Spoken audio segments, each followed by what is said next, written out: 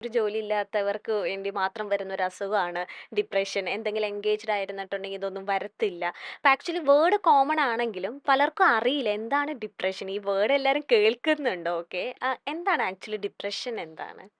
എന്താ അറിയോ നമ്മള് സങ്കടപ്പെടുന്നതിനെയും നമ്മള് 2 ദിവസം ഇരുന്ന് കരയുന്നതിനെയും നമ്മള് പലപ്പോഴും ഞാൻ അന്ന് ഡിപ്രസ്ഡ് ആയിരുന്നു. ഉം, ഉം, ഉം, ഉം.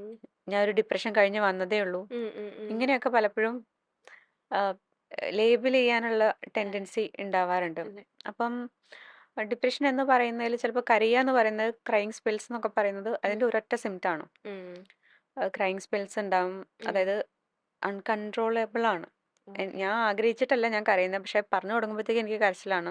ഉം, വെറുതെ ഇരിക്കുമ്പോഴത്തേക്ക് എനിക്ക് കരച്ചിൽ വരികയാണ്. ഉം, ഉം, ഉം. എന്തിനാ കരയണമെന്ന് പോലും എനിക്ക് ഐഡന്റിഫൈ ചെയ്യാൻ പറ്റാത്ത രീതിയിലുള്ള കരച്ചിൽ വരുന്ന സാഹചര്യങ്ങൾ ഉണ്ടാവാം. ഉം, ഒരു കാര്യത്തിലും ശ്രദ്ധ കിട്ടുന്നില്ല. ഉം, മറ മറന്നു പോവാണ് നമുക്ക് തോന്നും. ഉം, ഉം, ഒരു ഉം. കാര്യം പകുതിയാക്കി അവിടെ വെച്ചു വേറൊരു കാര്യത്തിലേക്ക് പോയി.